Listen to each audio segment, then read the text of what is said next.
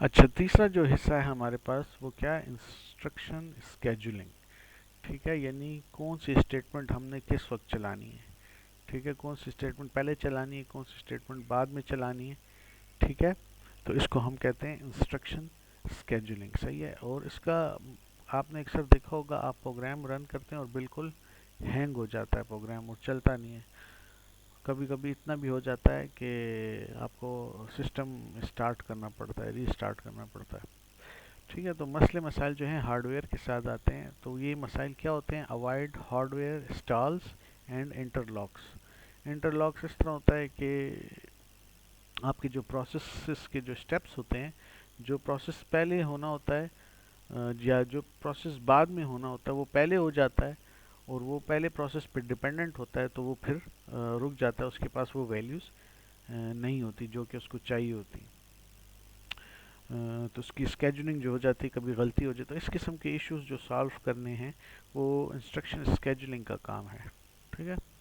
اچھا، انسٹرکشنس یہ جو اسٹالز ہیں مختلف ٹائپس کے ہیں. اس میں آپ کے پاس اسٹرکچر ہیزلز ہیں، جس میں آپ کے پاس پروسیسر کی جو ریسورسز ہیں وہ لمیٹڈ ہوتے ہیں اور اس سے آپ کام زیادہ لینے کی کوشش کرتے ہیں. یا آپ کے پاس ڈیٹا ہیزرڈس ہیں، جس میں نے ابھی بھی بات کی تھی کہ out put of one instruction needed by another instruction, کہ ایک انسٹرکشن کو پچھلی انسٹرکشن کا آؤٹ پٹ چاہیے لیکن آپ دوسری انسٹرکشن پہلے چل جاتی ہے.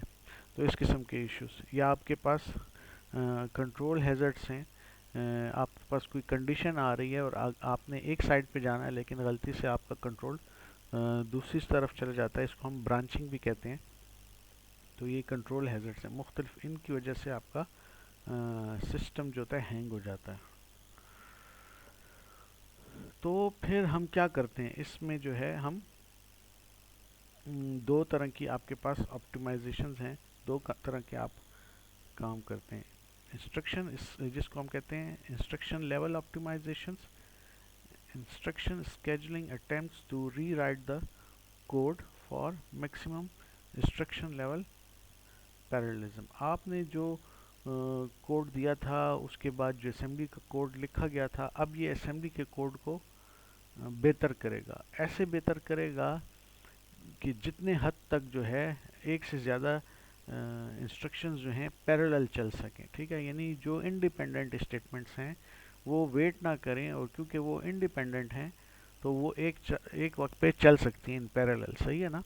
یہ ابھی آگے جا کے میں اس کی اگزامپل بھی دوں گا تو آپ کو فردر کلیئر ہو جائے گا کہ اس کا کیا مطلب ہے.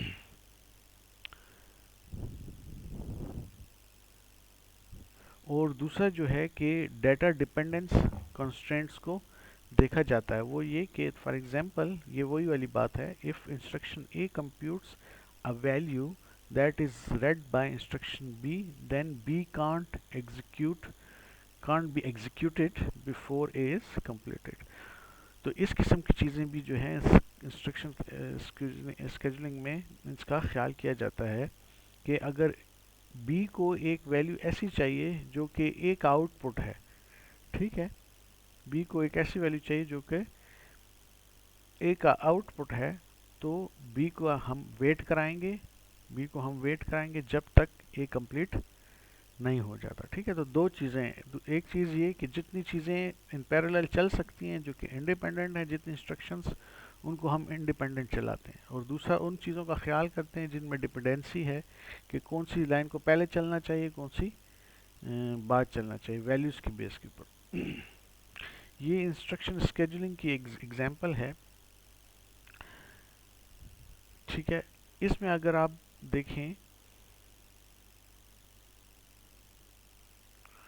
تو آپ کے پاس A is equal to 1 plus x ہے، B is equal to 2 plus Y ہے، اور سی از اکل ٹو 3 پلس جی ہے. اس میں کوئی بھی ایسی ویلیو نہیں ہے جو کہ ایک دوسرے میں ڈپینڈنسی ہو. فار ایگزامپل ایسا نہیں ہے کہ Y is equal to 1 plus x ہے. اگر Y is equal to 1 plus x ہوتا تو، اور وائی یہاں استعمال ہو رہا ہے، تو اس اسٹیٹمنٹ کو ہمیشہ ویٹ کرنا پڑے گا اس پہلی اسٹیٹمنٹ کا. ٹھیک ہے، تو اس انسٹرکشن کو ویٹ کرنا پڑے گا اس اسٹرکچر کا اگر یہاں وائی ہوتا، کیونکہ وائی یہاں پر استعمال ہو رہا ہے. یا اگر یہاں زی ہوتا تو اس ویلیو کو ویٹ کرنا پڑتا، کیونکہ یہ تینوں انڈیپینڈنٹ ہے اس وقت. ایکس جو ہے یہاں پر کہیں استعمال نہیں ہو رہا، ٹھیک ہے نا. تو یہ تینوں اسٹیٹمنٹ جو ہیں انڈیپینڈنٹ ہیں، کسی کے اوپر ڈپینڈنسی نہیں ہے. تو ان تینوں کو ہم، یہ ادھر رائٹ سائڈ پہ میں نے بنایا، تینوں کو پیرالل ایک ہی وقت میں آپ چلا سکتے ہیں، ڈپینڈنگ اپان کہ آپ کے پاس ہارڈ ویئر ریسورسز موجود ہیں، آپ کا پروسیسر کے اوپر لوڈ یا ریم کے اوپر لوڈ بہت زیادہ نہیں ہوتا. تو اس کو ہم کہتے ہیں انسٹرکشن اسکیجولنگ. صحیح ہے نا، کہ اگر انڈیپینڈنٹ ہے تو ان کو ان پیرالل ہم چلا سکتے ہیں. تو اس سے آپ کے جو کمپائلر ہے یا بیک اینڈ ہے اس کی آپٹیمائزیشن ہو رہی ہے. ٹھیک ہے. اور ان جنرل جو ہے کہ use all functional units productivity productively. صحیح ہے نا، جتنا آپ کا ریم ہے، پروسیسر ہے، جتنی اور بھی جتنے بھی حصے ہیں، جتنے بھی یونٹس ہیں، ان کو ہم اس طرح استعمال کریں کہ زیادہ سے زیادہ. پروڈکٹیولی کا مطلب یہ ہے کہ آپ کے پاس ایک چیز ہے، اس کو آپ زیادہ سے زیادہ استعمال کریں. ٹھیک ہے نا. تو آپ کے پاس رجسٹرز اگر خالی ہیں، یا خیر رجسٹر وہ تو رجسٹر لوکیشن میں ہوتا ہے، لیکن اس کے علاوہ جو بھی ہے تو آپ اس کو یونٹس کو ان کی فل لمٹ پر چلائیں. ٹھیک ہے نا، جتنا آپ ان سے کام لے سکتے ہیں اس طریقے سے اسکیجولنگ کریں. ٹھیک ہے نا.